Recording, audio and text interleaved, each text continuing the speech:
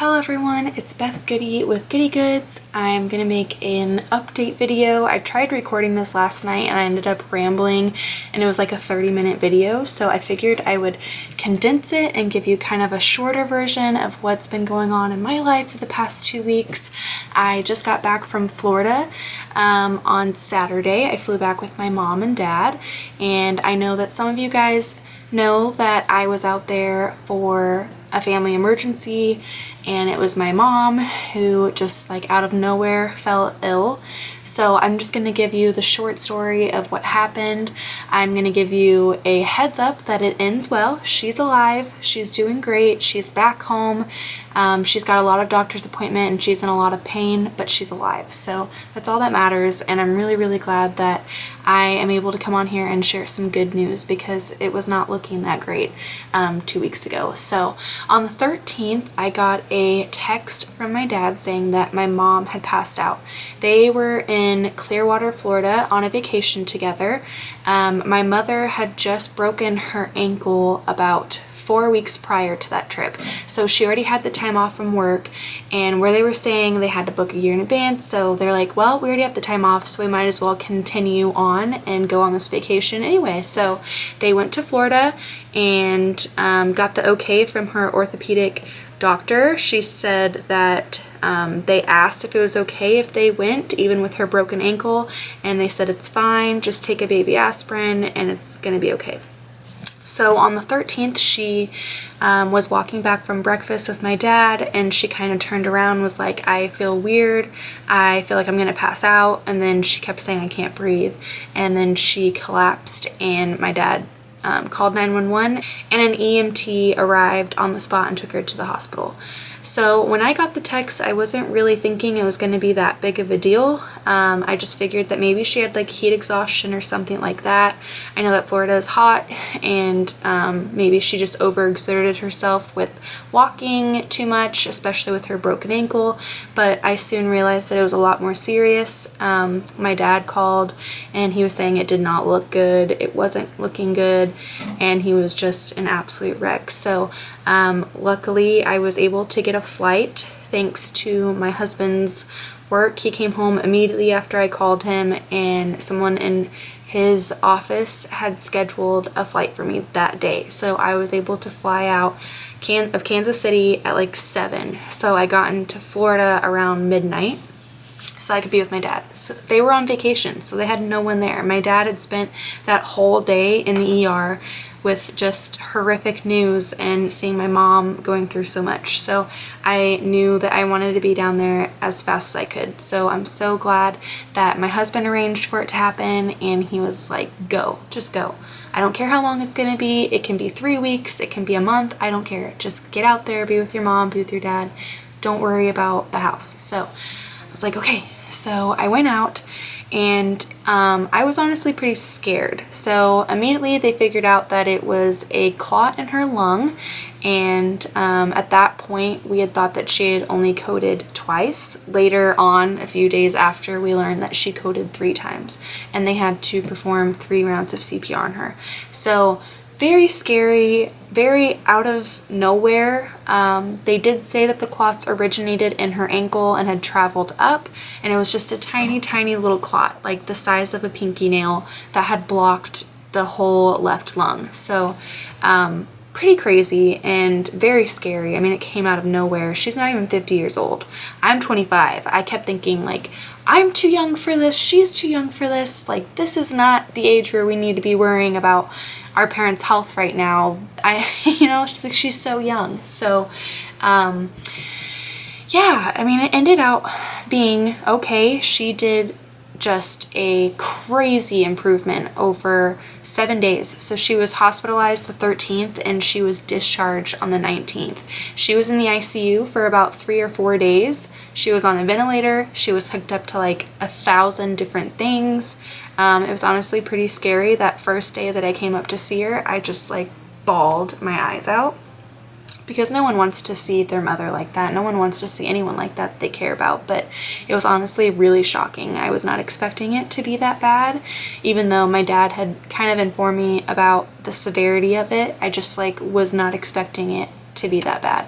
So yeah, we watched her go from being completely sedated and relying on all these medications and a ventilator, and she had a GI tube, she had all of these things, and we saw her go from like that to, you know, rolling her head, trying to open her eyes, eventually squeezing hands, wiggling toes, and then mouthing things, responding to things, opening her eyes, and then eventually she got to the point where she was walking with a walker. She was being assisted, but she was getting up out of bed to go to the restroom and stuff like that. So absolutely insane what she has overcome in a week.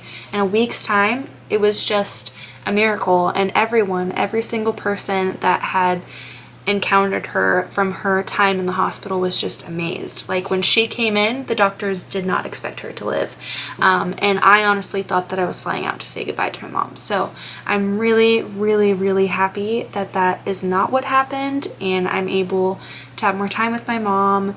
I was able to fly home with her on Saturday, like I said. So oh, just amazing recovery. And there's so many signs of God being with us. And I really don't want to put a lot of politics or religion into any of my stuff that I'm posting on here, but I feel like this story cannot be told without mentioning all of the things that God had done for her through that time. I mean, through the prayers, through all of the people that had worked on her. I mean, every single day we had signs that she was going to be okay.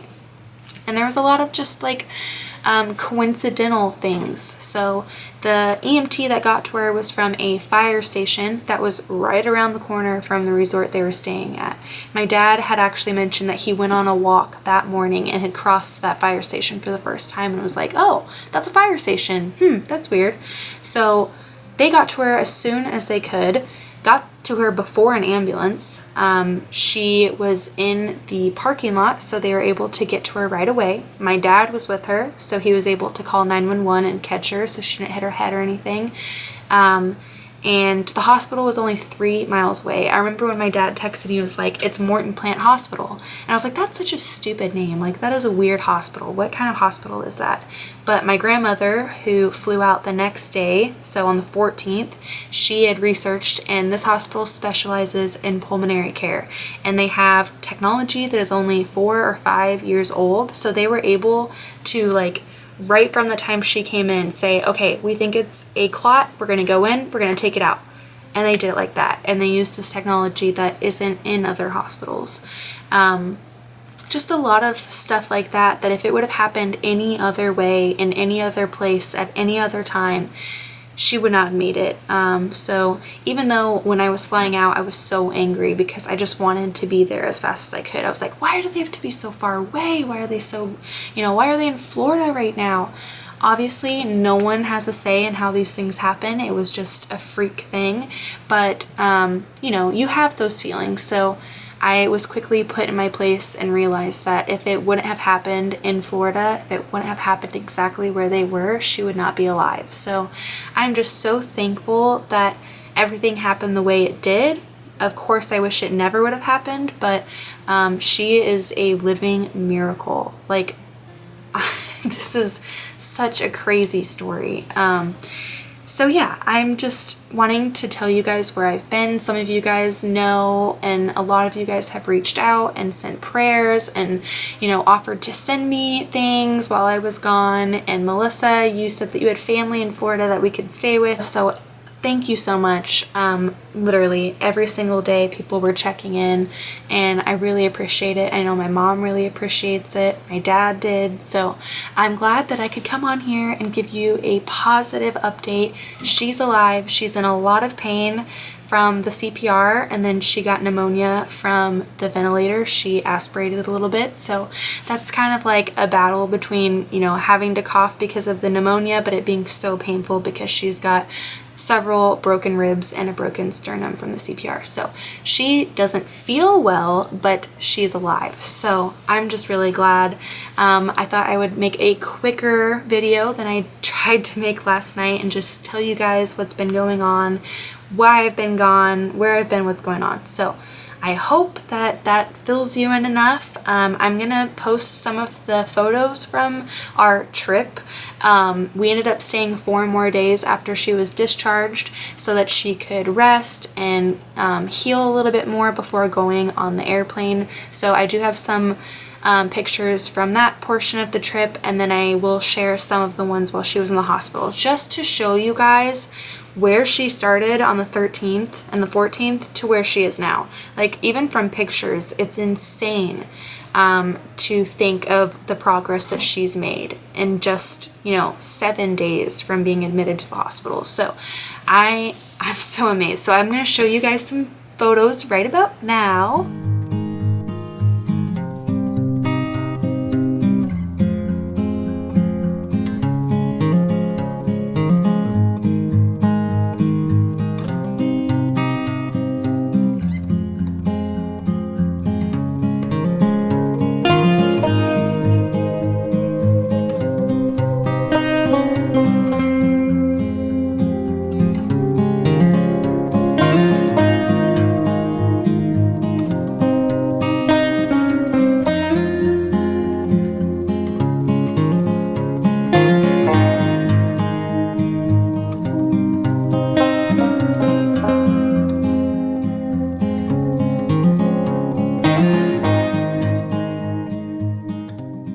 Okay, I'm also going to update you guys on what I've been working on and what I have coming up next.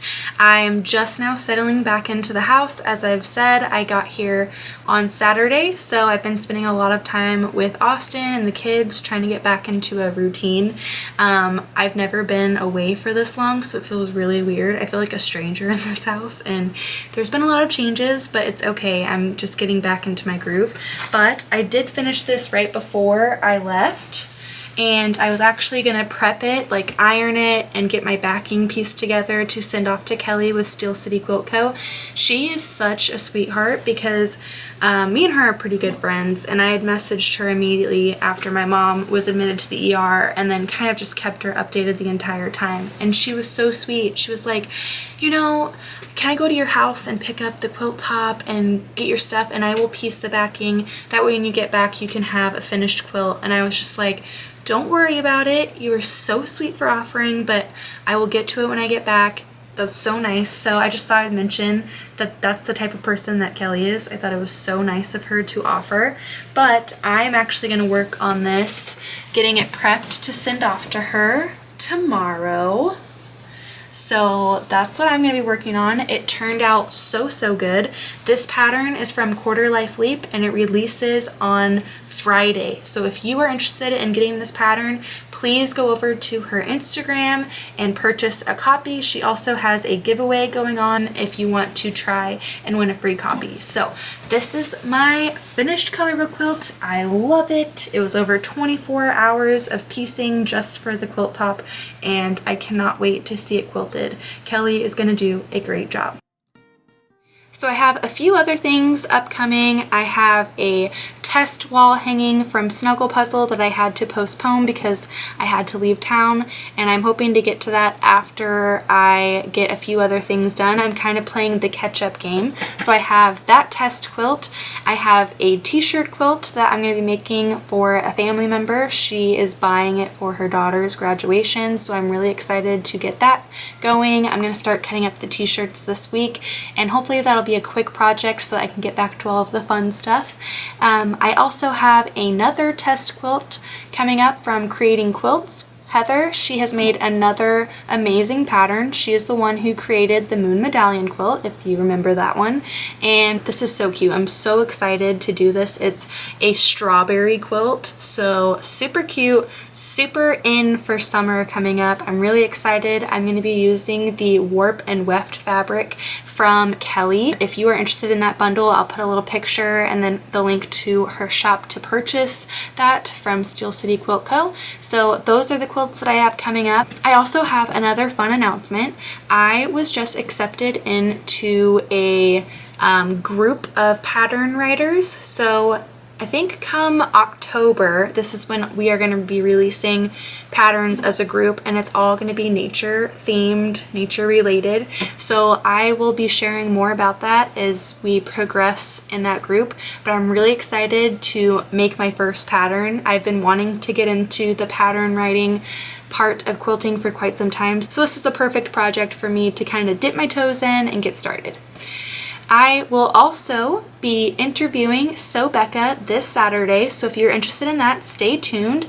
And I also have an interview with Tucker coming up. I had to reschedule both of these because I was out of town, and me and Sew Becca were able to keep the original date for this Saturday, the 30th, and I believe it's going to be in the afternoon. I will double check and I will put it in the description below. I will also be filming my second part in my sewing series. I know it's been a long time coming. I cut my finger. I had things going on in my life that have really pushed this second part in my sewing series back quite a bit. But my finger is healed, it's looking good, and I am ready to do my video on prepping your fabric and cutting your fabric. And what better way to do that than when I start a new project? I am thinking that I'm going to film that second part of the sewing series when I start the test quilt for creating quilts, because it's going to be a whole quilt, so why not? So I'll keep you updated on that. Like I said, I will be starting that after my t-shirt quilt. I also have a ton of patterns. Some were recently purchased, some were from a while ago, but I just hadn't printed them out yet. And I'm thinking of making a video on my pattern collection and kind of telling you guys what patterns I have, who my favorite designers are, what my favorite patterns are, how I organize them, and all of that jazz. So if you're interested in that, please let me know in the comments, and I would be glad to kind of take you through my collection. This is just recent purchases. I have a pattern problem, y'all. It's foundation paper piecing, traditional piecing, and now crochet patterns. So maybe I like buying patterns even more than I like buying fabric. Is that a thing? But yes, so let me know if you'd be interested in watching a video talking about patterns. But that's all. I hope you guys have a wonderful rest of your week. Be sure to tune in on the interview Saturday with Sew Becca. I'm so excited to interview her and get to know her a little bit better, and I will see you then. Bye guys!